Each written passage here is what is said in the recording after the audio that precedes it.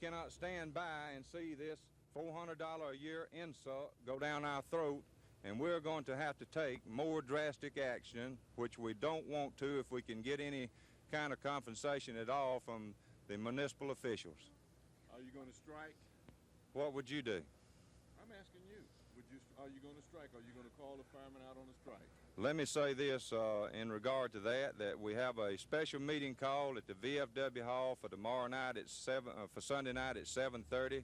The same thing for Monday night at 7:30. And at this time, I will tell my membership where I'm at, and I look for strong action to be taken. Isn't it a fact that your men have already voted to strike? No.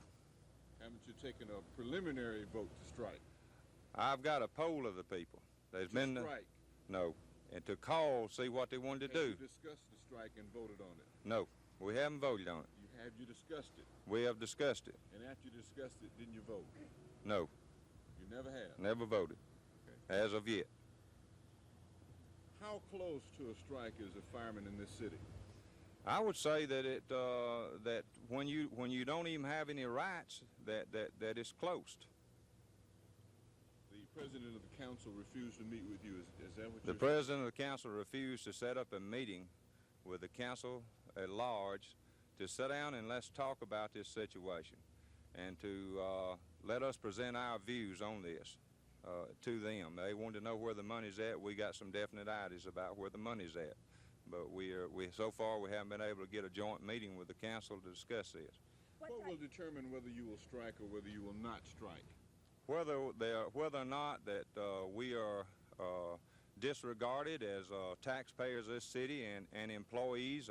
If they do this, if they don't want to sit down and talk with us, then we're going to have to do something. You can rest assured of this. How much money will you accept? This would have to be worked out in the lines of the membership. What I asked for was $100 across the board as a figure for all the employees. If you don't get that, will you call your men out on strike? This can be negotiated, but I'll say this, $400 is, and like I said before, is an insult. It's not a raise. I don't foresee a strike, but you know, that's yet to be discussed with the members, but the FOP will, I'm sure, take some kind of action in the form of strike. Personally, I don't think so. What other type of action could they take? What other possibilities are there? I wouldn't elaborate on it at this time. If the $400 a year is not considered adequate, what would the FOP like to see the police receive from the city by way of raise? Well, we far behind, as records show, we far behind other police departments on the average in the United States, something in the neighborhood of $2,800 a year. At this time, we would be very much pleased with something in the neighborhood of $100 across the board per month, which would be $1,200 a year. That still probably wouldn't bring us up to where it would be adequate, but we will accept something on that line. Patrolman Evans, has FOP members been subjected to any kind of harassment from the Public Safety Director, Colonel Wright? None that I know of. None at all? None that I know of. Have you had any reports from FOP members that they've been harassed? No, not directly. But you have heard of it? Well, I wouldn't want to comment on that at this time.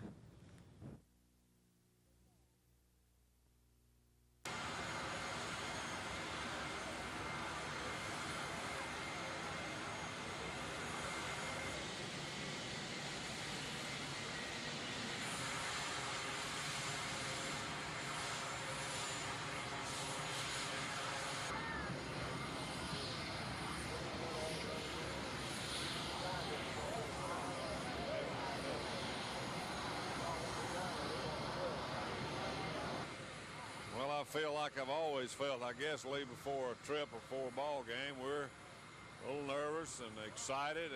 We're optimistic and looking forward to playing, and I just hope that our team will perform well. How about the preparation for the game? Are you pretty confident at this point that the team is ready? Well, I'm never confident. I think we've had good preparation. The players have worked hard. They've done everything that we've asked ask them to do, and it's really time for us to play a game to find out something. I think they're anxious to play, and I feel like they'll play hard and well if we can eliminate our errors, and I think we've got a chance to win. I don't know if you've heard about they're expecting a lot of rain out in southern Arizona for the game. How do you think that would affect the outcome? Well, I don't really know. I saw it on the weather report this morning, but we've practiced in the rain and practiced in just about every conditions, and we think physically the boys that are well are in good condition, and so I don't really think it'll have any great effect one way or the other. We don't like to play in the rain, but if it's raining, we hope to play.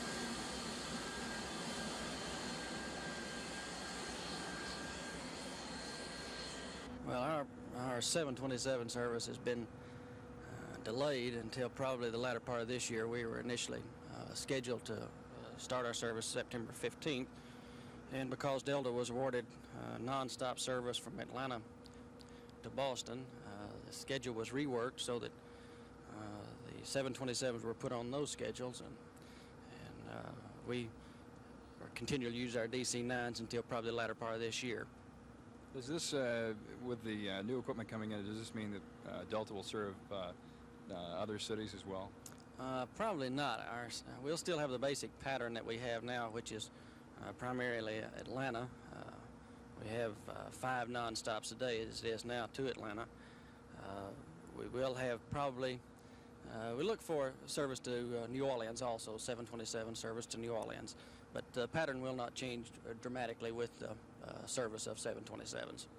What is Delta's reaction to Attorney General Bill Baxley's desire to have much of the traffic from Atlanta brought to cities here in Alabama?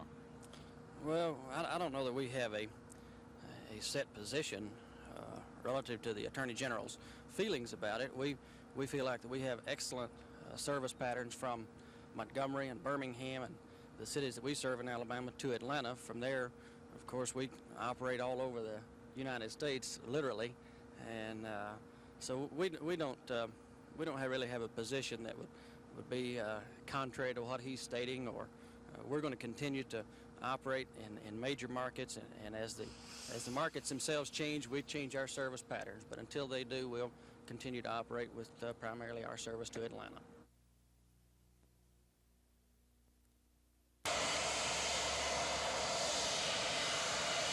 When Carter arrived at Birmingham's air terminal, he stepped off the plane facing a hectic 3-hour visit, which he hoped would expose him to a healthy cross-section of the Alabama voting public. There to greet Carter were members of the state Democratic Steering Committee, including Governor Wallace and Senator John Sparkman. After salutations were complete, it was time to do some campaigning. To present to you today the man who is a nominee of the Democratic Party,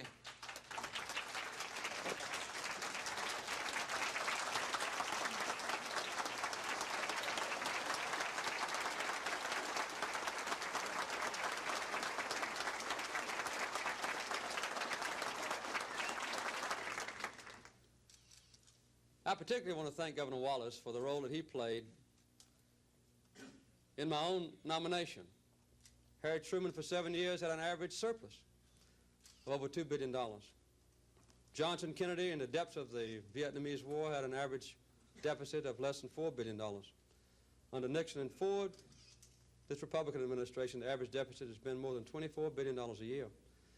And the last 2 deficits, recommended by the president, has averaged over $50 billion a year, which, as I said earlier, is $1 billion every week. that we're going further in debt. This is a kind of improper management that really grates on the consciousness of a businessman. You can go back the last number of years.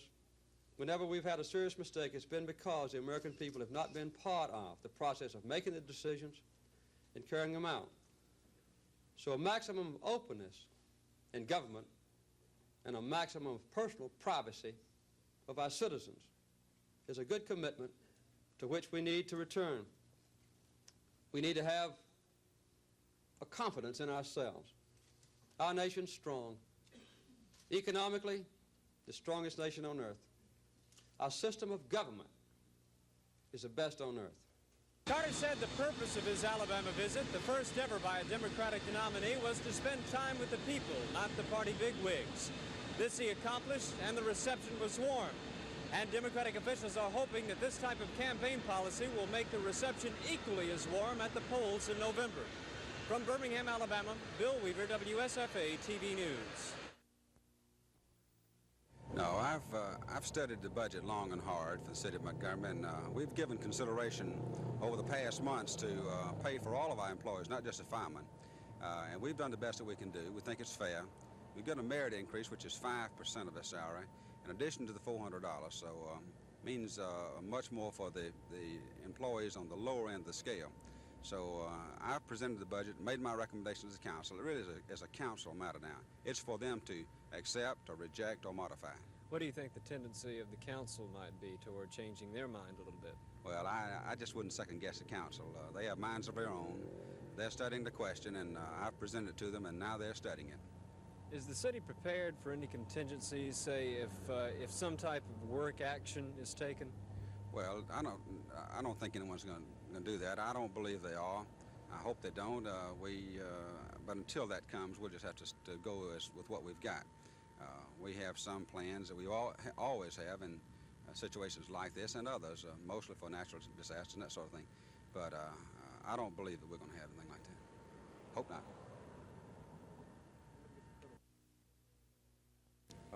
At this time, we're still have some men left to poll. We have probably some 75 or 100 that has not had an opportunity to vote, and so we're going to present this vote to them before we make a determining factor on an issue this important. So at the time, we don't have a final vote, final tally, and the motion was that to leave this up to the executive board to determine job action and what type. Cecil, what are the issues here? This is about the wages and the $400 proposed raise that was offered to the city employees. We feel like that there's only 49% of our people have a merit raise coming. 51% is at top pay. The $400, if you average it across the board, would average about a 3%. So this would mean that about 51% of our people would only have approximately a 3% pay increase coming, either which way you look at it, and we feel like this is highly inadequate. Cecil, was the vote tonight, the sample tonight, favorable toward a job action? I would say that that the vote is pretty heavy that way, but the determining factor, it will be left for the people that have not been reached or polled at this time.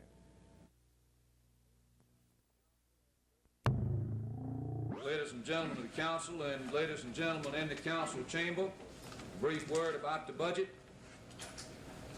Several months ago, the budget planning process began for the city of Montgomery for the fiscal year 1977. The department heads can proceed to buy the equipment to proceed to do the business of the city of Montgomery. Joe Conklin, representing the public service employees of the state. Mr. Dixon met many hours in the budget making process. The council by the adoption of this budget does not mean the final chapter in the budget. The budget can be amended if new proposals are found or new sources of revenue are found or gifts from the sky come to us or any such thing. The budget can be amended at a future time. But the budget does need to be adopted, and it needs to be adopted tonight so that the department heads can move on with the affairs of this city. I want all concerned to be satisfied, but you got to remember, if we had gone to giving the firefighters and the police department their raise, you would have had a hornet's nest. Every secretary and every person working for the city of Montgomery would demand the same thing. And I'll assure you this, one council, I will not let these proposals of the city of Montgomery employees have more money be swept under the rug. I should talk to the mayor. I should talk to his executive assistant. And I should talk to the president of this council. And I should talk to everybody. And see, can't we start those folks who have not been putting into the city the monies that they should pay for operating so many things in our cities and without paying their just share for it. Please. As Mr. Harris suggested, the council is going to need a strong indication from you all that indeed a salary raise is one of your priorities and that you will be willing to support it. If the firefighters organization and any others wish to come up with some proposals, they say they see some ideas where some money might come from, we may think it's silly. But I don't think we ought to. I think we ought to consider it in good faith. And under the law, they have that right if I read the law correctly. I would specifically request that be done. Right, I completely agree with you, and we invite the proposals from any group who would like for them to come and be with us at any time, at any regular council meeting. The public is always invited at the regular meeting. Those in favor of adopting the ordinance that adopts the budget for this year as it is now presented, please signify by raising either hand. 7. Opposed? 1. Abstain? 1. 7, 1, and 1. It passes.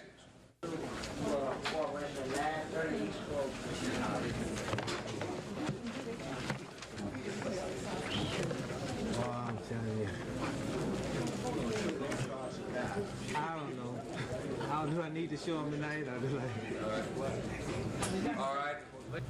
We ask that you reconsider and grant a $1,200 per year across-the-board increase for a pay raise. What we are saying is that there is areas in the budget that are not what you would term as a necessity.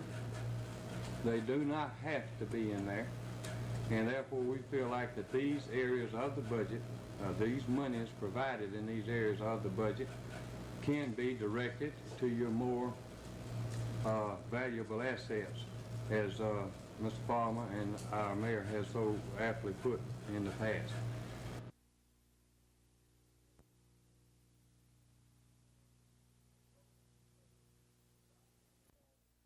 Those in favor of adopting the ordinance that adopts the budget for this year as it is now presented, please signify by raising either hand. 7. Opposed? 1. Abstain? 1. 7, 1, and 1. It passes. This council is always, at this time, open to the city of Montgomery, its employees, groups of employees, or any other citizen of the city of Montgomery. The members of Capital City Lodge number 11 have met, and we request that you make an amendment to the budget that you have already adopted. We ask that you reconsider and grant a $1,200 per year across-the-board increase for a pay raise. This amount alone would not even bring us up to the national average. But having this in mind and knowing this, if you do not feel that you could approve this figure, we request that this council, the finance section of your council, sit down and discuss the city's budget with the FOP Salary Committee. We are not necessarily advocating a tax increase. We're not saying that we should run out here and try to find or whatever more revenue. Although if that be the case, we would definitely have to be for it. What we are saying is that there is areas in the budget that are not what you would term as a necessity. They do not have to be in there, and therefore we feel like that these areas of the budget, these monies provided in these areas of the budget, can be directed to your more valuable assets, as Mr. Farmer and our mayor has so aptly put in the past. And I want you to know that we have done all we could within the framework of this budget to give you more money. It just wasn't there. We will appreciate your proposals. As I had told you, we're not infallible. And if you can come up with some suggestions that will save some money or create some money, we will very happily receive them, and receive them in good faith and consider them. And if you will cause those to be written out and submitted to us, and ask us to meet with you on an informal basis, we'll be happy to do so.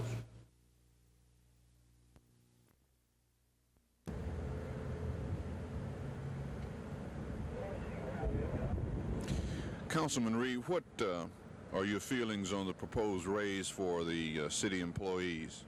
First, let me say that I endorse the concept of a flat raise for all employees. However, in this case, I think that our raise for the city employees is absolutely too low. I think that while the city may be doing all it can do, we're not doing enough. The employees, particularly the policemen and the firemen, need more money because they are at the bottom end of the totem pole on the employment ladder. Consequently, it's my intent tonight at the City Council meeting to ask the executive branch of the government to prepare for me sources of income by which the council may consider and raising new revenue for the city of Montgomery.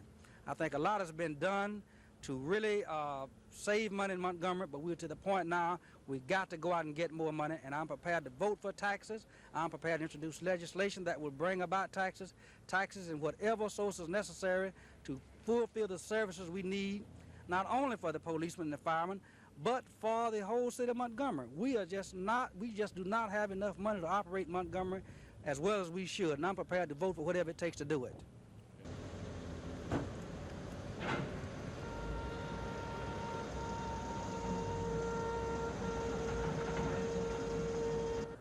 I would like very much to see the city employees, all of them, the salary standards raised to compare with the other southeastern states, the other southern cities, and the nation as a whole. But now, as I discussed with them, I'm very sympathetic, but the problem we have is money and revenue. Where can this money be gotten? Norman, I have asked several people this, and we've asked the firemen, the policemen, and the other city employees, and the people that are concerned about the salaries of the city employees to give us some input and suggestions of how we can raise this money. And as of now, I don't believe they've come up with anything that's solid.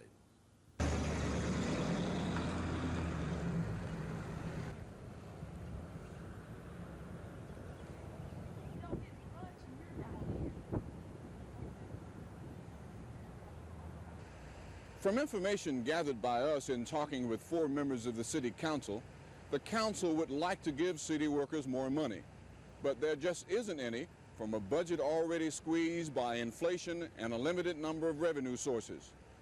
This is Norman Lumpkin, WSFA TV News, City Hall. The easier it'll be for him to get his programs passed. Thank you, ladies and gentlemen. Mrs. Carter, can I ask one more question, please, Mrs. Carter? I realize that this is your news conference, but might be beg your indulgence. If she is willing, would you allow Mrs. Wallace to answer 1 or 2 short questions? Thank you. I think this is the day that I came to Alabama to meet with the people, and I just arrived, and I have a large crowd inside. Thank you very much.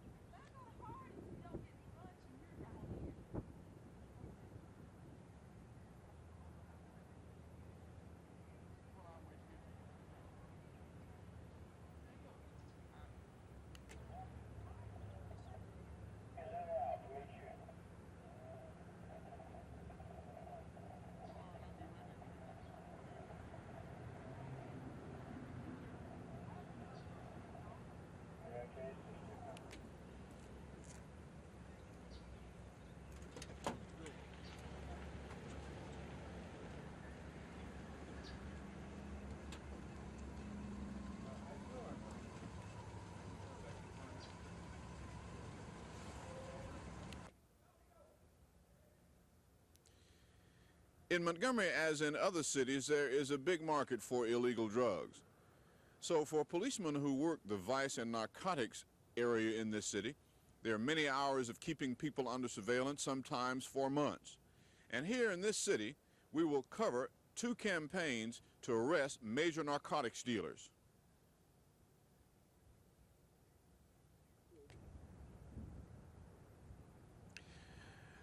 There's a big market in Montgomery for illegal drugs, as there is in other major cities in Alabama. For the people who have to keep up with that traffic, police departments here in Montgomery and other places, it's a dirty job and it's dangerous. Over a period of several months,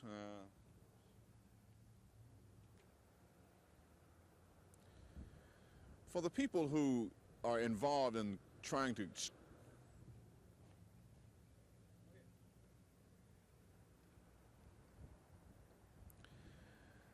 It's a dirty and dangerous job to try to stop or check the narcotics flow in the city of Montgomery, as it is in other cities. But there is a ready market for illegal narcotics in this city.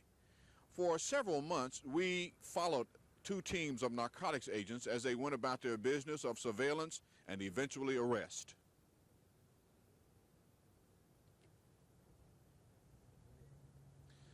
No one can say where it'll all end, not even experts, not even policemen who work the drug and narcotics beat, because there's money in it. And people will always somehow try to get into business selling heroin, cocaine, LSD, and other drugs that can be abused for a price. For Composite, this is Norman Lumpkin.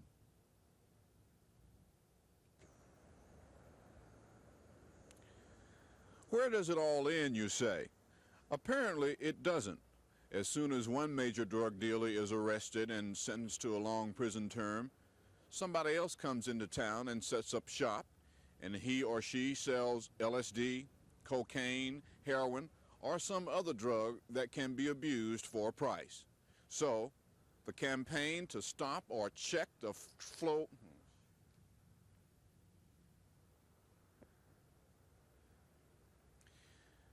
Where does it all end, you say? Apparently it doesn't, because in our experience from covering the drug scene, as soon as one major drug dealer is arrested and sentenced to a prison term, somebody else sets up shop to begin to sell LSD, cocaine, heroin, or some other drug that can be abused for a price. For Composite, this is Norman Lumpkin.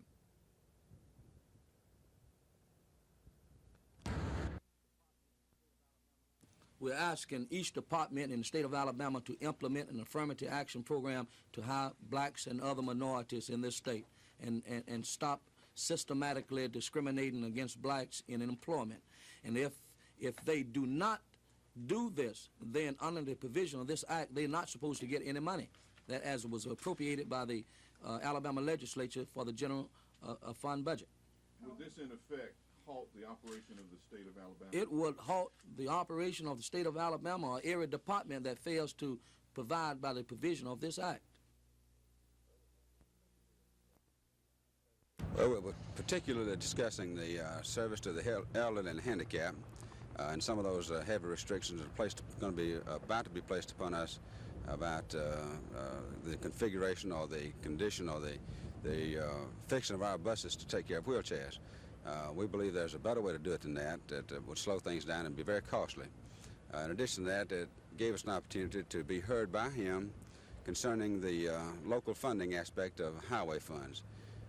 As you know, I wrote a letter that was critical of the administration, and as a direct result of that, we had in Montgomery the Perry Hill project pulled out from under us and not funded. I don't know where that is now, so I had a chance to express that in my speech this morning to him. And when I did that, I was able then to make our point more clearly that we need direct funding from the federal government for highway funds in the city of Montgomery. We have the capability and the knowledge and manpower to do our job ourselves, and we want to do it. And we must be free of the bureaucratic process if we're going to administer the funds properly in this city. Do you think the situation is the same in other cities as far as the sharing of revenue for highway projects goes? We do business here in Montgomery based on priorities. and under the way the law is written, the state has a veto over our set of priorities. That's not proper, and we are asking that be changed. As you recall, I testified before a congressional committee last year making that same request. I made it again today and made it forcefully to Secretary Coleman. They are beginning to listen. I think they begin to understand that we have the knowledge and capability to get our job done here locally ourselves. I might add that Secretary Coleman was very attentive to what we were saying. I believe that we're being heard, and I'm glad to know that the Secretary of Transportation would come to this area of our country and then listen to the citizens. Coach James, you had a tough way to begin the season, opening against Jackson State, rated by many as the top college team in the nation. That's right. Schedule doesn't get any easier, though, against Troy State. You got a well-balanced team, Troy State, and we're looking forward to playing them. And one thing about Troy, they have running, passing, good option, and good defense. One of their premier running backs, Sullivan Walker, played his high school football right here in Montgomery. How are you going to stop him? Well, I don't know how we're going to stop him. I wish we knew. But he's a strong man, and real strong in the legs, real fast and quick. And we just hope we can stop him. I guess there are not too many pleasing things that you can find at a loss, but did you receive any encouragement at all in that Jackson State game that you think will carry over into the Troy State game? Attitude. What I meant by attitude, that we was down 25-0, and we came back and held them in the 3 quarters. So that's a good sign that we have a good football team. One thing that broke down in Jackson game, our kicking games, especially our specialty team. And so we've been working hard on that. Coach James, Phil Snow is back in our studio now, and I think probably he has a question for you back there. Phil?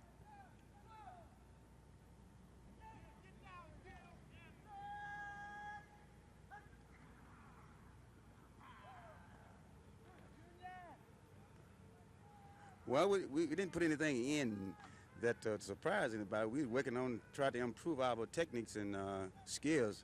And so we've been trying to get people well and trying to execute well. And I think we done found the guys who really want to play. And we're just glad to have a chance to play Troy in this 3rd game. Coach James, thank you for taking time out of your busy practice to talk with us this afternoon. Pleased to have you down. Okay, so the game is set for this Saturday night. Troy State against Alabama State at the Crampton Bowl. Kickoff will be at 7:30. With a live Minicam report from Alabama State University, this is Lee Webb, WSFA TV Sports.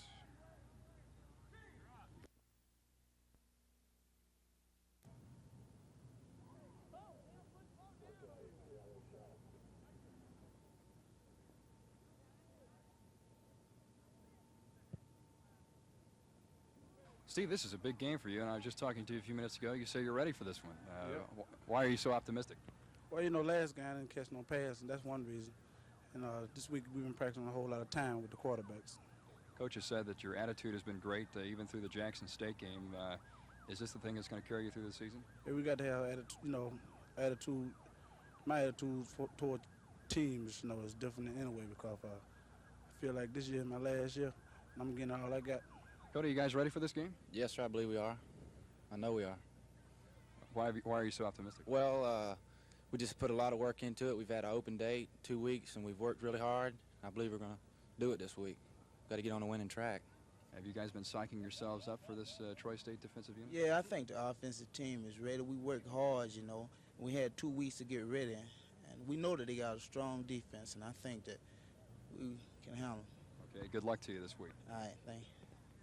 The opening loss to Jackson State 2 weeks ago hasn't seemed to dampen the spirit of this Alabama State team, but the Hornets realize it'll take a lot more than enthusiasm to beat Troy State Saturday night. This is Lee Webb, WSFA TV Sports. Yeah, okay.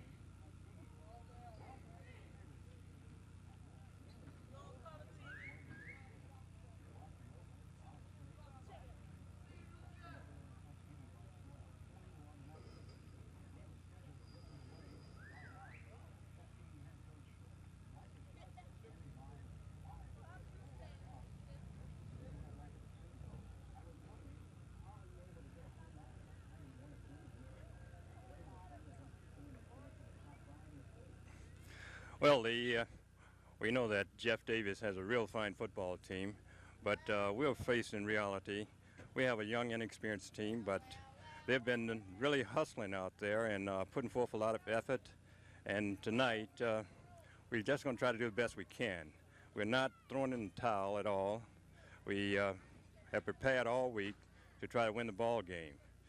And we feel that our players will give their best effort. This is what we're asking of each player that's going to represent Tuskegee out there tonight.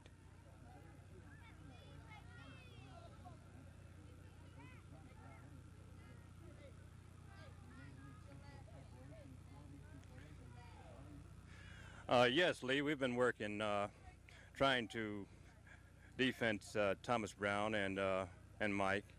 However, we feel that Thomas is one of the best backs in the state of Alabama, and he's going to get his yardage. We're just hopeful that he doesn't have the type of night he had last year when he gained 182 yards and scored 4 touchdowns. And of course, we realize that Mike Livens has caught 99 passes this year, and of course he wants that number 100. So we're going to try to contain him as much as we possibly can. He's one of the top receivers, not only in the state, but we feel in the nation. He's a true All-American.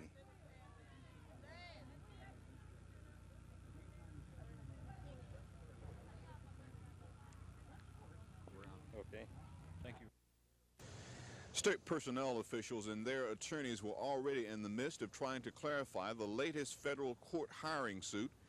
And Alvin Holmes, state representative from Montgomery, said yesterday that unless an amendment to the state budget was followed, there would be a lawsuit halting all funds to state agencies.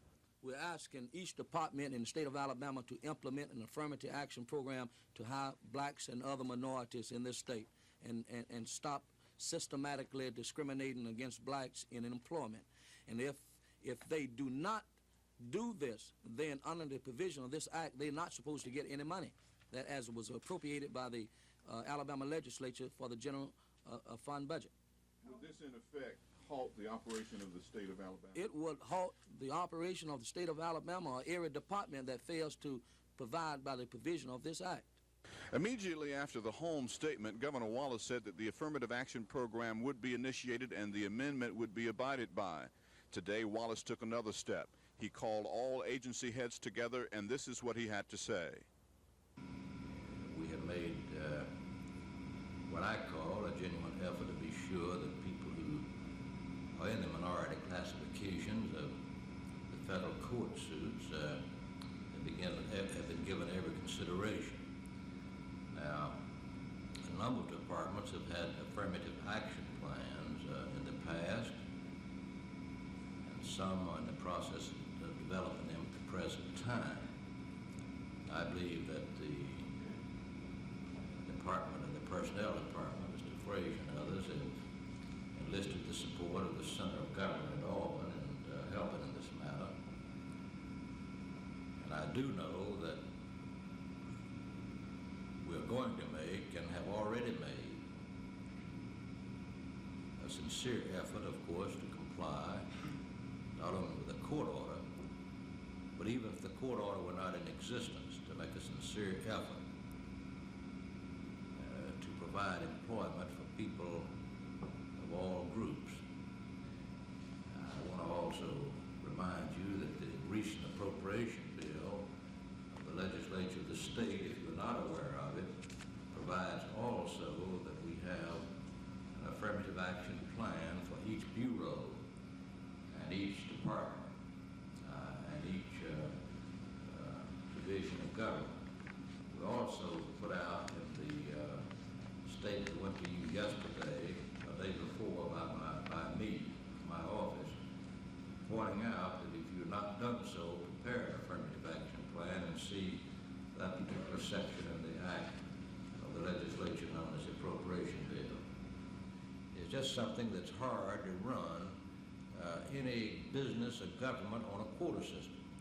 And that's exactly what we must avoid, and therefore we must exercise every ounce of good faith we have in carrying out this memorandum sent out from the governor's office and adhering to the memorandum sent out by Mr. Frazier and doing the best you can to see that this court order that has been issued in this case stays as it is and doesn't eventually get to be quotas. I I just don't think that the quota system is good. I don't think anybody likes it anywhere in the United States. But I do feel that we should make every bona fide effort. An affirmative action plan is the best way to avoid it. And I hope that every one of you will, of course, do that. One black member of the state legislature who was instrumental in having the amendment attached to the budget bill said that most of the white members of the Senate and House did not understand how powerful the amendment would be. And he said today, if the affirmative action plan is not implemented properly, the Black Caucus of the Alabama legislature plans to try to bring about a quota system for the hiring of blacks in the state agencies here in Alabama. This is Norman Lumpkin, WSFA TV News at the Capitol.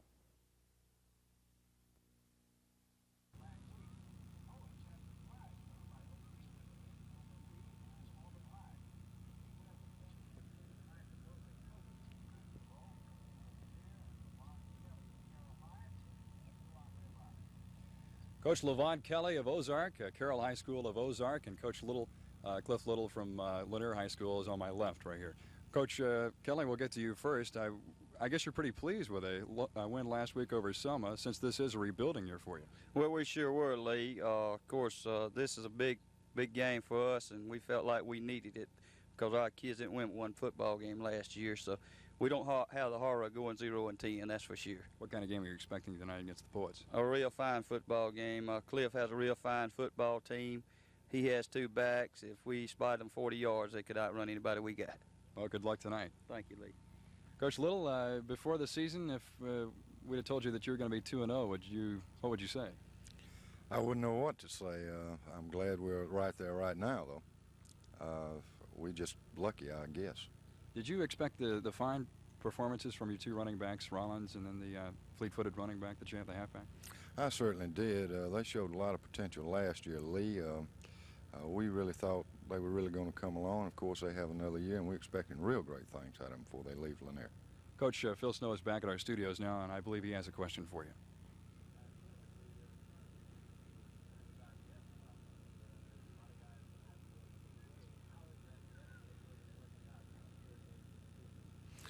The depth situation, Phil, hasn't changed any. We just decided that we'd probably get more mileage out of going on and two-platooning it and having some fresh people out there on defense. Consequently, we're starting 5 or 6 sophomores on defense. Thank you, Coach Little and Coach Kelly, for joining us tonight. Thank you. The kickoff is at 7:30 in about an hour here at the Crampton Bowl. A live report from Crampton Bowl. This is Lee Webb, WSFA TV Sports.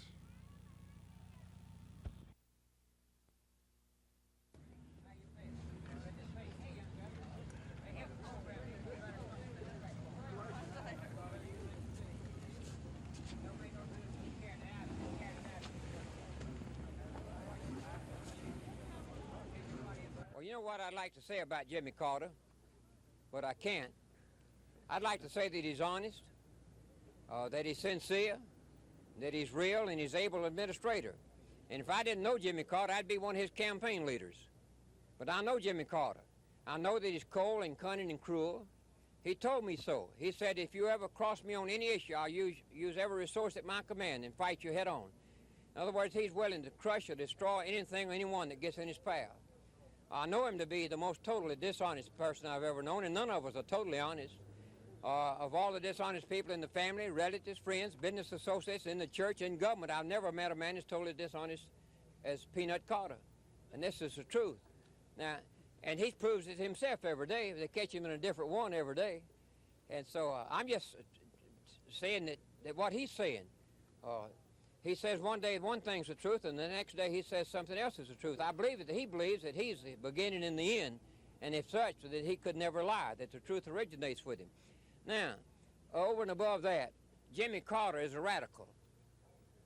And the people, if they want more busing, if they want to lose the right over their right, a constitutional right to keep and bear arms, if they want the federal government to move into the home, if they want these things, then they ought to vote for Jimmy Carter. If they want a socialistic state, and if they want some more of the regular stuff that they get out of Gerald Ford and Richard Nixon and his kind, or then status quo, then they ought to vote for them. But if they, in other words, Jimmy Carter said today, I believe, he said today that I owe the American people everything. Well, we all do. we owe America a lot.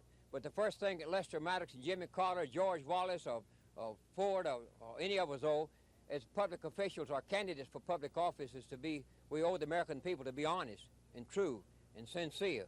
And Jimmy Carter refuses to be honest and true and sincere. And he is far to the left of George McGovern, far to the left of the flaming liberal Mondale, and his child care programs and things that he would propose would wreck this nation. So I haven't exaggerated on Jimmy Carter. He is everything that I've said he is. He admits it every day in his speech. And the people can trust him all right. They can trust Jimmy Carter. They can trust him to spread the socialist state.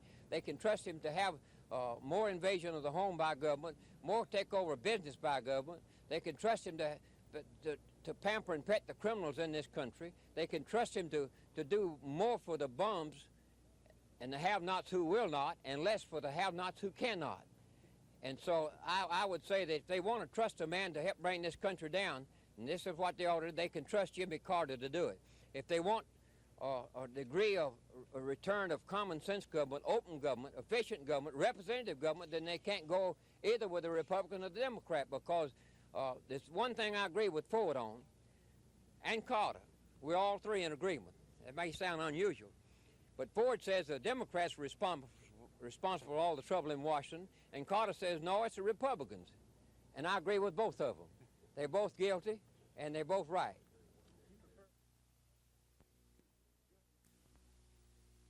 Yes, Mr. President, I'd appreciate it if the questions would be addressed to me, since I'm chairman of the board. Other members of the Board of Commissioners are here as well, and proceed, Mr. President.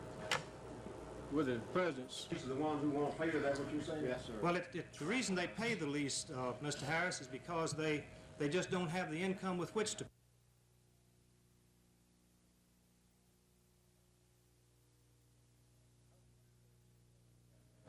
We have read in the paper there have been some employees who have been suspended and what have you. Has any final action by the authority been taken against these folks?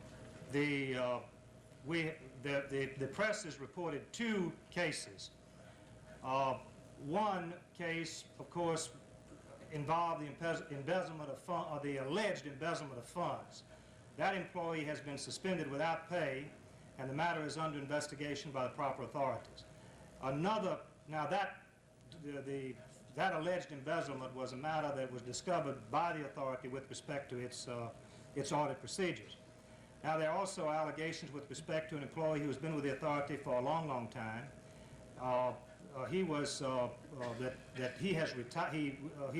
relieved from his duties, was not taken from the payroll, and he has asked for permission to retire, and I understand that he is retiring.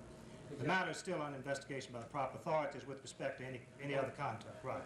One was suspended with pay. One without. Was suspended without. That's correct. That's correct. All right. No, one was relieved of his duties with pay, and the other was suspended without pay.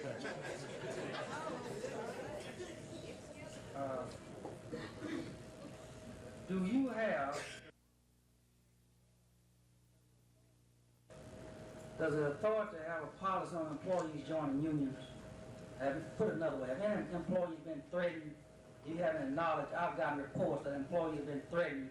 They try to organize a union. Do you know of anything about that? No, sir, I don't, but I'd be glad to have that information, because if we have any of our employees threatening other employees, the Board of Commissioners of the Housing Authority, Mr. Reed, would want to know about it.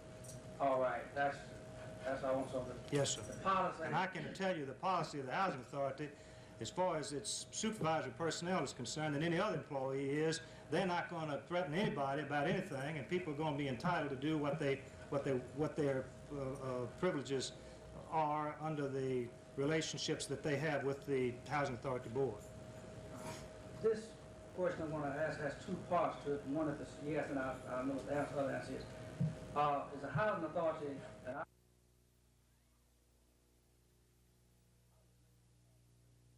I would make this observation with reference to the film that we saw. I might be chided for so doing. I'm sorry about that, but it's a concern of mine. I'm still concerned about the human relations aspect of this whole thing, and the image that is projected, and the implications of these things, and what they mean to the people involved in these projects. I noticed that the the tenants, the ratio of tenants is about 7 to 1, about 12.5% white and 87.5% black. Now, as I looked at the pictures depicting the vandalism and all of these kinds of things, the only situations in which we saw whites were in their regular employee position. The idea seems to be inadvertently perhaps, but nevertheless projected that all of this is done by the black tenants. And nobody may have noticed that but me, and I may be off base, but that's the way I perceive that.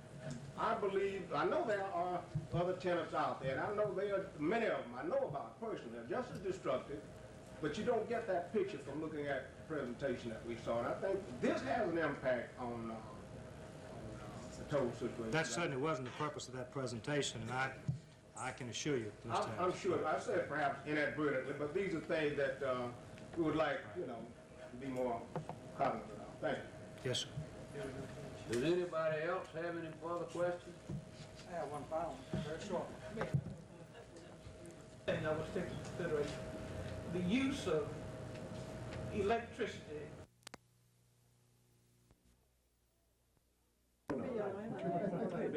That's all he needs. How are you? It's nice seeing you.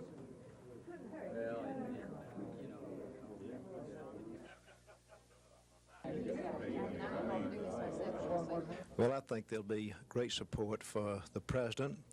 He served well. I think that, like the fellow told me when I was leaving Kansas City, I stopped to get some gas. He says, tell them down south to leave them like it is. Leave it like it is, and I think that's the way the people are. I think we've had a turnaround in our economic problems. We're at peace.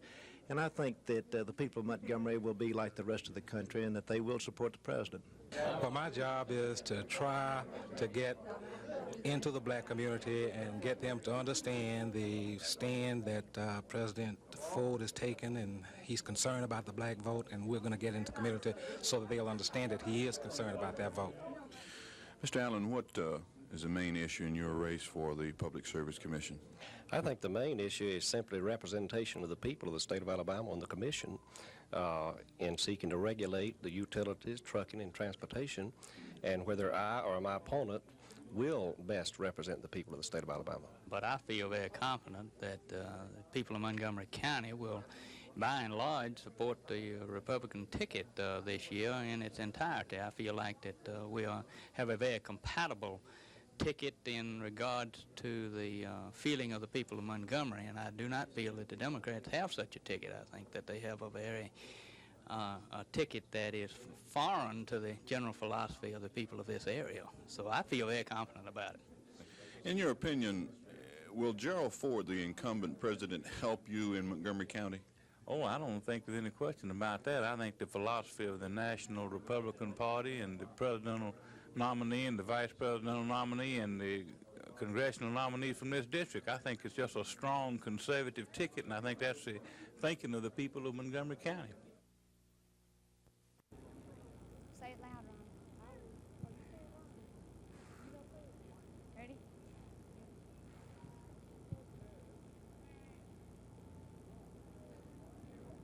Go, go. Ready? Okay. Saints, hello, from the green and the gold. H-E-L-L-O. Saints, hello. All right, let's go to green. Think again, Carver. Of Selma High School, and on my left, Coach Davis Brock from Carver High School. Coach Whitcomb, your team is the underdog as a result of those 3 losses at the beginning of the season, but a turnaround last week with a 10-0 win over Southside. Right, we've had our problems offensively all year, and we have played pretty good defense also, and hopefully tonight we can move the ball a little bit better than we have and do a better job than we did in those first 3. Any special preparations against Carver's tough defense? No, all you can do is pray when you play folks like that. Coach Brock, on that note, I'll go to you. You had a disappointing loss in overtime last week to Prattville, but by no means you're out of this race for the region title, are you? Well, we don't consider ourselves out. We never consider ourselves out. We still have a lot of region games to play and a chance to knock some other people off. Phil Snow is back at our studio now, and I believe he has a question for you.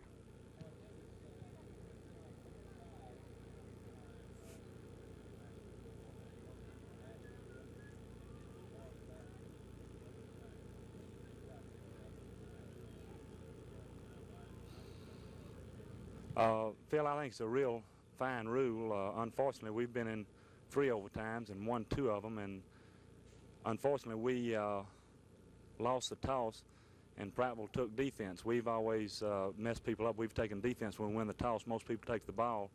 When you take defense first, you know just exactly how many points you have to have to win or to stay in, to go into another overtime. And we had the ball 4th and 2, and of course, having it first, you've got to take some points. We felt like we probably could score a touchdown, but you can't take a chance on not scoring and let another team line up and kick a field goal, and we were in the position we had to kick the field goal, and that showed Prattville just exactly what they had to have. But I think it's a good rule. You have to have something to resolve it since we're in region play. Coach Brock and Coach Whitcomb, thank you for joining us tonight. Kickoff is at 7:30 here at the Crampton Bowl. This is Lee Webb with a live report from the Crampton Bowl for WSFA TV Sports.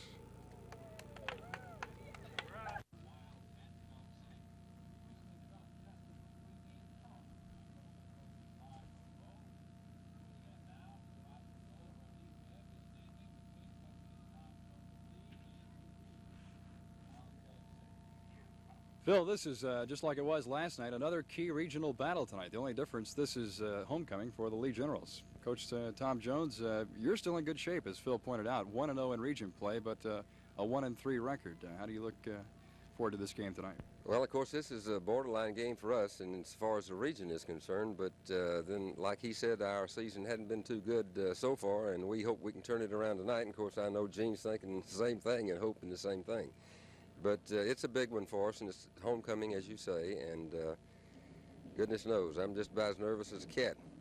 All right, since you've had the poorer season than you'd originally planned, have you made any changes tonight offensively or defensively? We have, Lee. Our whole offense has been changed around. Like I told Gene, we're going to throw the football. We're going to put it in the air. As you know, we lost our fullback, Tony Trimble. We had a fullback designed offense, and without one, we just haven't been getting it on the ground. So any stupid fella, and I should have done it long ago, I suppose, should change the whole thing, and that's what we've done.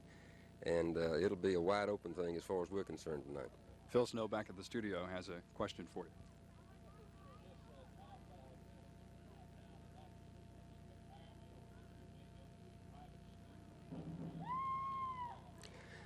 Phil, my only plans right now are from now until 10:30 tonight, and of course Montgomery always has been one of the biggest rumor factories in the world. Of course, since I've been back, I have been going to trade school, to Bama State, and to all points all over the country, and I guess the latest one is there's one that you mentioned, but right now I don't know, and I say, what are you going to be doing next week? Are you going to be where you are next week? Who knows? I know I'm going to be here if I don't get fired at the end of this football season, and beyond that I don't know. Coach Jones, thank you. Did you raise an eyebrow, Coach Britton, when Coach Jones said he was going to be passing a lot more tonight? Well, I don't know. We've been watching some films, and he hadn't been passing too much, so I guess we might go back in the dressing room, get behind there, and work on a little pass defense. You might know we're a little bit weak on pass defense, and I think that's why he's throwing. Are you one of the proponents for the another division, because your school, even though it is 4A, is much smaller than the Montgomery schools? Well, we have about 750 students now, and we're playing against some people that have 2,000 or above. Like Coach Jones said, they probably have the biggest school in the state, and well, we may be 4th or 5th on the smallest, and it's a little bit unfair. We're going to play until something's changed, but really, I don't know what can be done. Everybody comes up with some kind of plan, but nothing really works out. Something's going to have to be done, though, or it's going to push some people out of the playoffs of the region. Coaches, thank you for joining us tonight. Kickoff between Lee and Alex City tonight at 7:30 here at Crampton Bowl. This is Lee Webb with a live report from Crampton Bowl for WSFA TV Sports.